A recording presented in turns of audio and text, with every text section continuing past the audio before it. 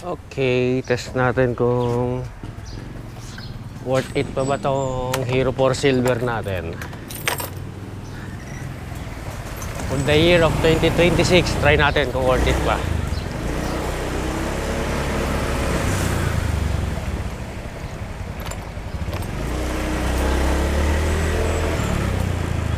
So kayo na mag-observe kung goods pa ba siya.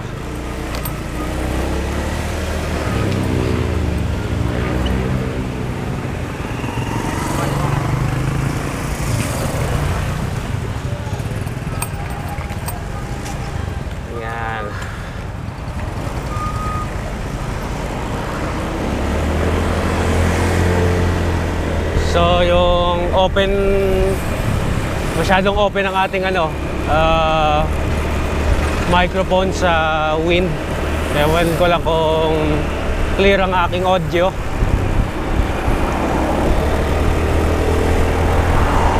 And ang ating camera is nasa natin, forehead. Ilagay natin. So let's check kung okay ba yung recording.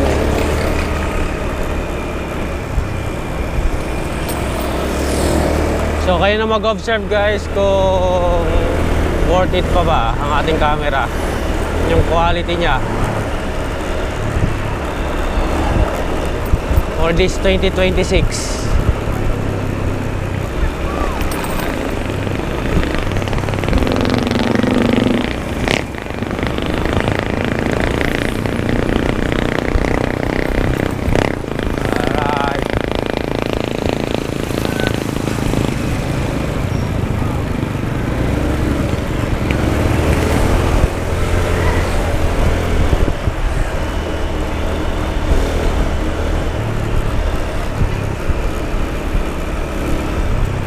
So yung settings natin nakuha ko lang din sa YouTube. Maraming nagpo-post naman na regarding sa YouTube settings. Pero alam ko meron ako nagawang video nito before. Nasa description.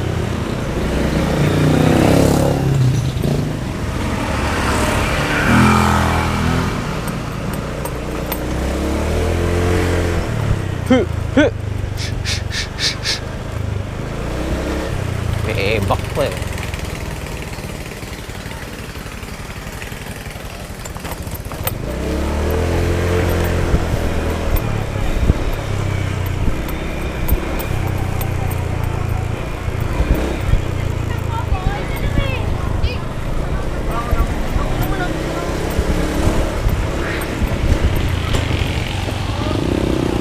Uwian dito.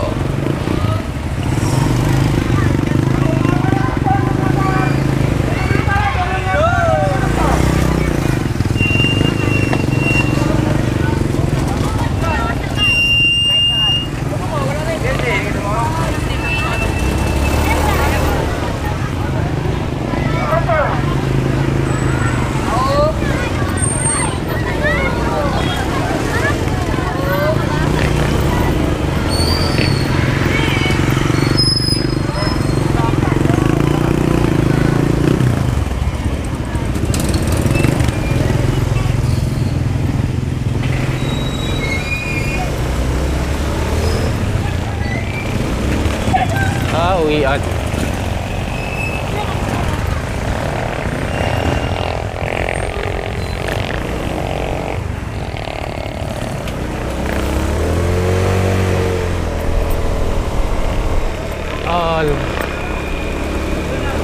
Palagpas na sa traffic. Kataon na uwian.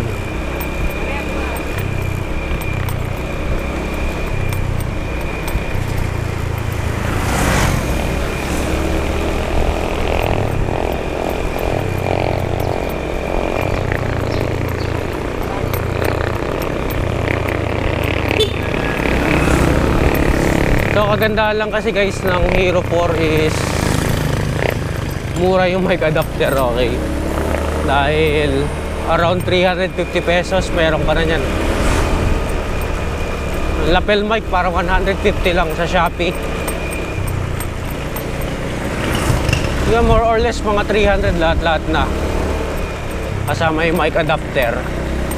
So ang cons lang ng ganito, low batin, mabilis pa low bat. Kaya talaga kapag mag-Hero 4 kayo at marami kayong extra batteries. And isa sa pinaka-importante, kailangan original yung battery, ay yung SD card. Kailangan gamitin yung original SD card. Very important. Kasi kapag hindi original ang SD card nyo, magkakat siya. Magkakat ng tawag ito, ng recording.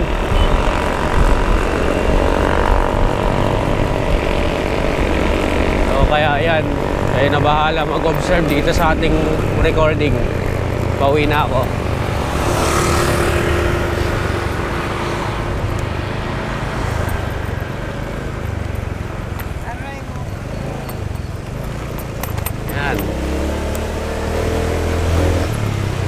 Is it good or not for 2026 Hero 4 Silver?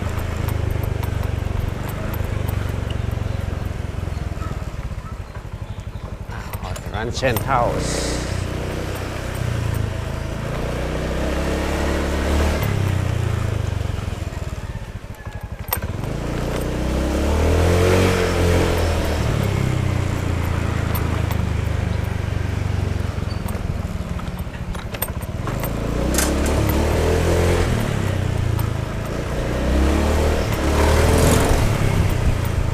Nagloloko pa rin yung motor natin na hagok.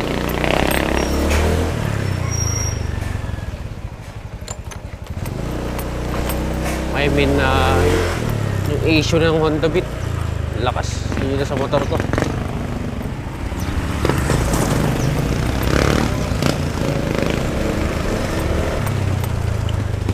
Uminit na naman.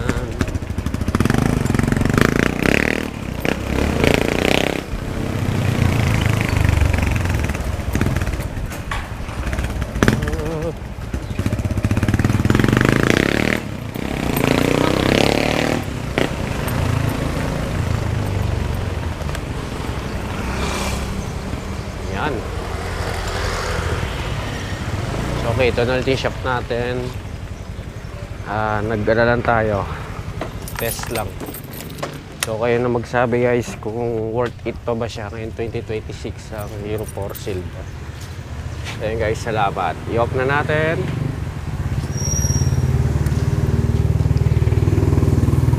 Hindi pa na ganun.